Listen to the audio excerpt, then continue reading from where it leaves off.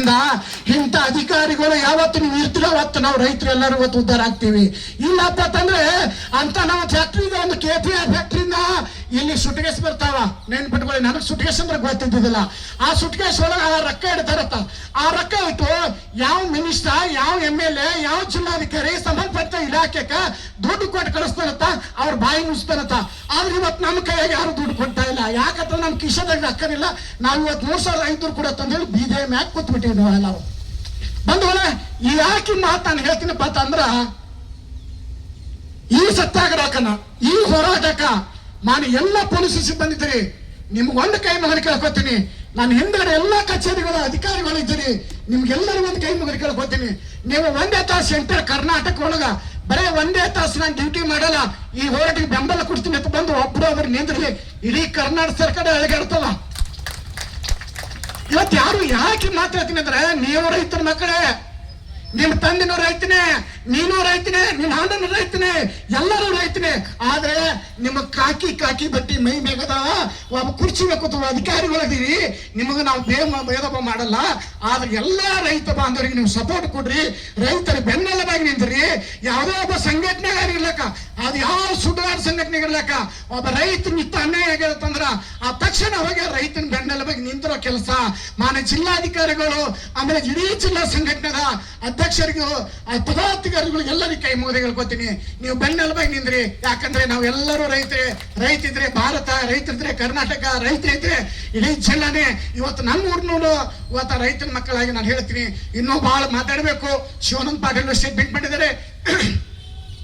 ಇವತ್ತು ಬೆಳಗ್ಗೆ MB ಪಾಟೀಲ್ ಅವರು ಬಂದು ಹೋಗಿದಾರ, ಕ್ಯಾಬಿನೆಟ್ ಮೀಟಿಂಗ್ ದಾಗ ನಿರ್ಣಯ ಮಾಡ್ತೀನಿ ಅಂತಂದಾರ. ಆ ಕ್ಯಾಬಿನೆಟ್ ನಿರ್ಣಯ ಮಾಡತ್ತ ತಾಕತ್ತು ನಿಮ್ಮ ಸರ್ಕಾರಕ್ಕೆ ಇಲ್ಲ ಅಂತ ನನಗೆ ಅನಿಸ್ತದ. ಯಾಕೆ ಮಾತನ್ನ ಹೇಳ್ತೀನಪ್ಪ ಅಂತಂದ್ರ, ಆ ಕ್ಯಾಬಿನೆಟ್ ಮೀಟಿಂಗ್ ಮಾಡಕ್ಕೆ ಏನ್ ಅವಶ್ಯಕತೆ ಅದ ಹೇಳಿ ನೋಡೋಣ. ಏನ್ ಅವಶ್ಯಕತೆ ಅದ ಅಲ್ಲಿ ಮಾಡಕ? ನೀನ್ ಫ್ಯಾಕ್ಟ್ರಿ ಮಾಲಕರನ್ನ ಕರೆಸಿ ಮಾನ್ಯ ಜಿಲ್ಲಾಧಿಕಾರಿ ಮನೆ ಒಂದು ಮೀಟಿಂಗ್ ತಂದಿದ್ರು, ಯಾರೇ ಶಂಕರಗೌಡ್ರವ್ರ. ಮಾನ್ಯ ಜಿಲ್ಲಾಧಿಕಾರಿಗಳು ನಾವು ಮೀಟಿಂಗ್ ತಂದಾಗ ಅಲ್ಲಿ ಎಲ್ಲರೂ ಅವ್ರಿಗೆ ಯಾವನೇ ಇರ್ಲಕ್ಕ, ಫ್ಯಾಕ್ಟ್ರಿ ಮಾಲಕ, ಕಾರ್ಯದರ್ಶಿ ಇರ್ಲಕ್ಕ, ಯಾವನೇ ಇರ್ಲಕ್ಕ, ವಾದ ತಂದ ಜಿಲ್ಲಾಧಿಕಾರಿಗಳು ಮುಂದೆ ಕುಂದಿರ್ಸ್ಬೇಕಾಗಿತ್ತು. ಮಾನ್ಯ ಜಿಲ್ಲಾಧಿಕಾರಿಗಳನ್ನು ಅವರು ಕೇರ್ ಮಾಡ್ತಾ ಇಲ್ಲ ಅಂತ ಅನಿಸ್ಲತ್ತದ.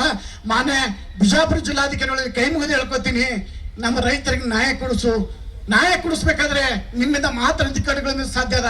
ನೀವು ಭ್ರಷ್ಟಾಚಾರ ಅಧಿಕಾರಿಗಳು ಆಗಬೇಡ್ರಿ, ನೀವು ಯಾವ್ದೋ ರಾಜಕಾರಣ ಬೆನ್ನೆಲುಬಾಗಿ ನಿಂದ್ರಬೇಡ್ರಿ, ಒಬ್ಬ ರೈತನ ಬೆನ್ನೆಲುಬಾಗಿ ನಿಂದ್ರಿ ಅಂತ ಹೇಳಿ ಮಾತಾಡತ್ತೆ ಹೇಳಿ. ನಾನು ಇನ್ನೂ ವಿಷಯ ಬಹಳ ಅದ, ಆದ್ರೆ 3,500 ಕೊಡೋವರೆಗೂ ದಯವಿಟ್ಟು ನಮ್ಮ ಆಲಿಮೆಲ ತಾಲೂಕಿನ ರೈತರು ಮತ್ತು ಸಿಂದಗಿ ತಾಲೂಕಿನ ರೈತರು ಹಾಗೂ ಇಡೀ ಬಿಜಾಪುರ ಜಿಲ್ಲೆ ಎಲ್ಲಾ ರೈತ ಸಂಘಟನೆಗಳು ದಯವಿಟ್ಟು ಅದು ಯಾವ್ದೋ ಗುರ್ಲಾಪುರ ಕ್ರಾಸ್ನಾಗದ 50 ಲಕ್ಷಾಂತರ ಜನ, ಒಬ್ಬ ಗುರೂಜಿ, ಒಬ್ಬ ಆಮೇಲೆ ರೈತ ಸಂಘದ ಅಧ್ಯಕ್ಷ ಚನ್ನಪ್ಪ ಪೂಜಾರಿನವರು, ಹೀಗೆಲ್ಲಾರು ಸೇರಿ ಇವತ್ತು ಇಡೀ ಎಂಟರ್ ಕರ್ನಾಟಕ ಅಷ್ಟೇ ಅಲ್ಲ, ಇಡೀ ಭಾರತ ದೇಶವನ್ನ ಆ ಸ್ಟ್ರೈಕ್ ನೋಡುತ್ತದ ಇವತ್ತಿನ ದಿವಸಕ್ಕೆ. ಅಂತ ಸ್ಟ್ರೈಕ್ ಇಡೀ ವಿಶ್ವದಾಗ ಎಲ್ಲಿ ಆಗಲ್ಲ ಅಂತ ನನಗನಿಸುತ್ತದ. ಆದ್ರೂ ಆಗ್ಬೋದು, ಇಲ್ಲ ಅಂತ ಹೇಳಲ್ಲ. ಅದೇ ರೀತಿ ನಾವು ಬಿಜಾಪುರ ಜಿಲ್ಲೆದವರು ನಾವು ಎದಕ್ಕೂ ಕಡಿಮೆ ಇಲ್ಲ, ನಾವು ಬೇಮಾತಿನ ಬೆಲ್ಟದವರು ಇದ್ದೀವಿ. ನಾವು ಏನು ಮುಂದ ಇವತ್ತಿನ ದಿವಸ ಅಷ್ಟೇ ಅಲ್ಲ, ಎಲ್ಲಾ ಎಂಟರ್ ಬಿಜಾಪುರ ಜಿಲ್ಲೆದಾಗ ಎಲ್ಲಾ ಸಂಘಟನೆಯರು ಇವತ್ತು ಯಾರ ನೇತೃತ್ವ ಐತೋ ಗೊತ್ತಿಲ್ಲ, ನೀವು ಎಲ್ಲಾ ನೇತೃತ್ವ ವಹಿಸ್ಕೊಂಡು ಎಲ್ಲಾ ಜಿಲ್ಲಾ ಮುಖಂಡರಿಗೆ ಕರೆಸಿ ಮತ್ತೆ ನೀವು 3,500 ಸಿಗೋವರೆಗೂ ಹೇಳಕ್ ಹೋಗ್ಬೇಡ್ರಿ. ಅಕಸ್ಮಾತ್ ನೀವು ಏನಾದ್ರೂ ಏತ್ರಿ ಅಂದ್ರ ಮುಂದಿನ ಬರೋಂತ ಹೋರಾಟಗಳು ನಮ್ಮನ್ನ ಕರಿಬೇಡ್ರಿ. ಯಾಕಂತಂದ್ರ ನಮ್ಮ ಮೂಲ ಗುಂಪು ಮಾಡ್ತಾರ. ನಾವು ಮೊದಲೇ ಇದ್ದದ್ದು ಹೇಳ್ತೀನಿ, ನಮ್ಮ ಮೂಲ ಗುಂಪು ಮಾಡಿದ್ರೆ ಅಂದ್ರೆ ನಮ್ಮ ಮುಂದೆ ಮಾತಾಡಕ್ ಬರಲ್ಲ.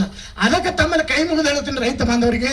ಆ ಫ್ಯಾಕ್ಟ್ರಿ ಮಾಲಕರು ಇವತ್ತು ಬಹಳ ಗಳಿಸ್ಯಾರ, ಬಹಳ ಫ್ಯಾಕ್ಟ್ರಿ ಮಾಡ್ಯಾರ, ಅವ್ರು ಏನೇನೋ ಗಳಿಸ್ಯಾರ. ನಮ್ಗೆ ಬರೋದು ಅವಶ್ಯಕತೆ ನಮಗಿಲ್ಲ. ಅವ್ರು ಬ್ರಿಟಿಷ್ ಇದ್ದಂಗೆ ಅದಾರ, ಅವ್ರಿಗೆ ನಾವು ಮಾತಾಡೋಂಥ ಅವಶ್ಯಕತೆ ಇಲ್ಲ. ಆದ್ರೆ ಮಾತಾಡೋ ತಾಕತ್ತು, ಮಾತಾಡೋ ಸ್ವಾಭಿಮಾನ, ಮಾತಾಡೋಂಥ ವ್ಯಕ್ತಿಗೆ ಇವತ್ತು ಶಿವಾನಂದ ಪಾಟೀಲ್, MB ಪಾಟೀಲ್ ಸಾವಿರಾರು ಕೋಟಿ ರೂಪಾಯಿ ಹೊಡೆಯದಾರ.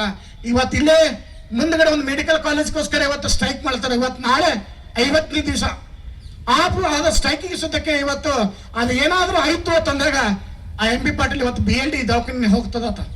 ಅದಕ್ಕೋಸ್ಕರ ಅವರೆಲ್ಲ ಬಿಡಬೇಕು, ಒಂದು ಮೆಡಿಕಲ್ ಕಾಲೇಜನ್ನ ಸ್ಥಾಪನೆ ಆಗ್ಬೇಕು. ಆಮೇಲೆ ರೈತರು ದಯವಿಟ್ಟು ಹೇಳ್ತಿದ್ದೀನಿ, ಇನ್ನು ಮುಂದೆ ನಾವು ಹೋರಾಟ ಯಾವ ರೀತಿ ಇರ್ಬೇಕಂತಂದ್ರೆ ಗುರ್ಲಾಪುರ ಕ್ರಾಸ್ ನಂಗೆ ಇರಬೇಕು. ಗುರ್ಲಾಪುರದವರು ಎಲ್ಲ ರೈತರ ಗಂಡಸರು, ಬಿಜಾಪುರದವ್ರ ಗಂಡಸನ್ನ ತೋರ್ಸಂಗಿತ್ತಂದ್ರ ಈ ವೇದಿಕೆನ ಮುಂದೆ ಹೋಗ್ಲಿ ಅಂತ ಅನ್ನೋದು ಮಾತನ್ನು ಹೇಳುತ್ತಾ ನಾನ್ ಮಾತಾಡೋದು ಏನಾದ್ರೂ ತಪ್ಪಾದ್ರ ತಮ್ಮಲ್ಲಿ ಕ್ಷಮೆ ಕೋರಿ ಮತ್ತೊಂದು ಹೋರಾಟ ಆದ್ರೆ ನಾನು ನೀವು ರಾತ್ರಿ ಇಲ್ಲೇ ಮಲ್ಕೊಂಡ್ರ ನನಗೂ ಒಂದು ಅವಕಾಶ ಕೊಟ್ರ ನಾನು ನಿನ್ನ ಹತ್ರ ಮಲ್ಕೋತೀನಿ. ನಾನು